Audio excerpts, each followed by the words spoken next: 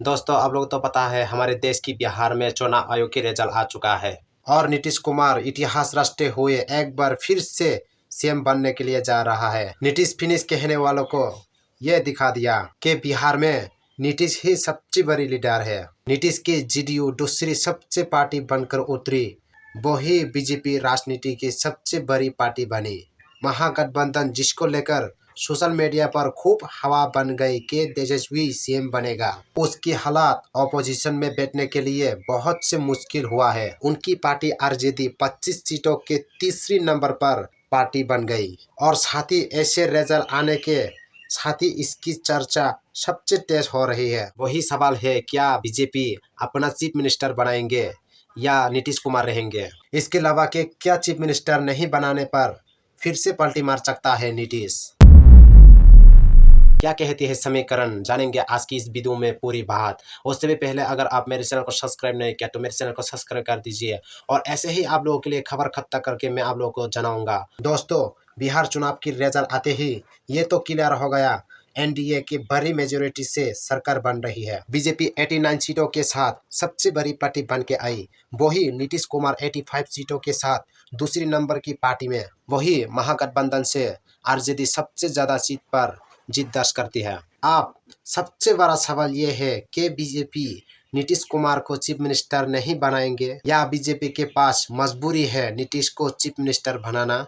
तो इसका जवाब सिंपल है, नीतीश कुमार को चीफ मिनिस्टर बनाना मजबूरी है। इसके पीछे कारण है केंद्रों में मोदी को बचाए रखना। दरअसल केंद्रों की सरकार नीतीश नायडू फैक्टर पर टिकी हुई है। अगर बीजेपी अपना चीफ मिनिस्टर उन्हें नहीं बनाती है तो नीतीश पलट कर महागठबंधन के साथ सरकार बना सकती है। और अगर ऐसा होता है 293 सीटों से 7 केंद्रीयों में चल रही एनडीए सरकार हलमत में आ जाएगी, जिसका मतलब होगा कि मोदी गवर्नमेंट गिर जाएगी। पर नरेंद्र मोदी ऐसा कभी नहीं चाहेंगे क्योंकि उनकी कुर्सी खतरे में ना आए, क्योंकि नीतीश के 12 और अगर नायडू भी साथ आ जाती तो उनकी भी 16 सीट यानी कि 28 सीट होंगे और एनडीए से इतनी संख्याओं की कम होने पर मोदी सरकार की संख्या बचेंगे 285 और बहुमत के लिए चाहिए होता है 272, जो कि नीतीश नायडू के अलग होने पर पूरा हो नहीं सकता या उनकी संसद को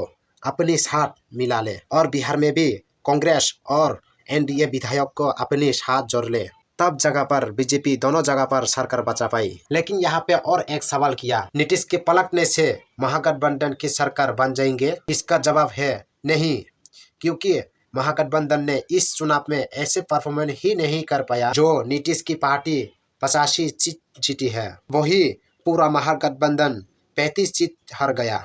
तो अगर दोनों को मिला भी दे तो ये होगा 110 सीट, जबकि 243 विधानसभा वाली राज्य में मेजोरिटी के लिए 122 की आखिरी को पूरा करना पड़ेगा, जिसके लिए नीतीश के पलट जाने से नहीं होगा। तो सवाल है, तेजस्वी और नीतीश क्या इस आखिरी को पूरा कर सकती है? इसका जवाब है हाँ, पूरा कर सकती है, लेकिन इसके लिए बाकी पार्टियों की समर्थन भी जुटाना पड़ेंगे, जैसे उपेंद्र कुशवाहा की पार्टी और जितन राम मांझी की पार्टी। अगर उनकी विधायक समर्थन दे देती है तो सरकार बन जाएंगे, लेकिन काफी थिन मार्जिन से इस गैप को भराने के लिए ये लोग आशा दो तीनों के वेस्ट की विधायक का भी समर्थन ले सकती है। लेकिन इन सब का काम करना दिक्कत है कि ओबीसी की विधायक तो आ जाएंगे, लेकिन उपेंद्र और जितेन का पलटना काफी डिफिकल्ट है, क्योंकि इन लोगों को बीजेपी ने सेंटर में केंद्रीय मंत्री बना के रखा है। तो ये भी पलट सकती है जब केंद्र से मोदी सरकार गिरे, जो कि डोर की कोरी लगती है, लेकिन इम्पॉसिबल नहीं है। अब सवाल है, ये सब महागठबंधन कहाँ गलती कर गया इस पूरी चुनाव में? आइए मैं आपको समझाता हूँ इस वीडियो में पूरी बात। दरअसल महागठबंधन ने चुनाव जीतने से पहले ही अपना हार लिख लिया, जब उनकी नेताओं के बीच सीट शेयरिंग को लेकर मतभेद शुरू हो गई और ये इतना लंबा चौड़ा के नॉमिनेशन के लास्ट दिन तक सीट डिसाइड ही नहीं हो पाई थी कि कौन सी पार्टी किस जगह से और कितनी सीटों पर चुनाव लड़ेगी। सब अपना अपना सिंबल बिना समझौता के बांटने लगी है, जिसका नतीजा हुआ कि 9 सीटों पर महागठबंधन के आपस में लड़ाई थी, जिससे उनकी वोट डिवाइड हो गया और इसका पूरा फायदा एनडीए को मिला। वही सीट शेयरिंग से महागठबंधन देखकर सिर्फ इतनी नहीं हुई, बल्कि इसका असर सभी सीटों पर पड़ा है। सबसे ज्यादा समस्या तो लोग को कैंडिडेट को झेलना पड़ी। ना तो उनको प्रचार करने के लिए प्रॉपर समय ही नहीं मिला और ना ही स्थिति बनाने के लिए मौका। आप इतना ही नहीं, महागठबंधन के वादे पर भी लोगों को भरोसा नहीं हुआ। जैसे हर घर में एक सरकारी नौकरी, 200 यूनिट फ्री इलेक्ट्रिक, महिलाओं को 30,000 देना, ये सब असंभव सा था, क्योंकि उसको पूरा करने के लिए बिहार का पूरा बजट लगा देती तब भी नहीं हो पाता। और बाकी की जो संभावना तेजस्वी के लिए बन भी रही थी, उससे नीतीश कुमार ने महिलाओं को रोजगार योजना, महिलाओं पेंशन, 125 यूनिट बिजली देकर खत्म कर दिया। और इससे भी चीज नीतीश कुमार ने जो किया वो था महिलाओं को डायरेक्ट अकाउंट पर 10,000 ट्रांसफर करना। इसके अलावा नीतीश कुमार मोदी का कॉम्बिनेशन तो था ही, लेकिन कुशवाहा और चिराग के आने से एनडीए की वोट बैंक और स्ट्रांग हो गया, जिसको काउंटर तेजस्वी कर ही नहीं पाई। अब इस चुनाव में भी सबसे ज्यादा कमजोर पार्टनर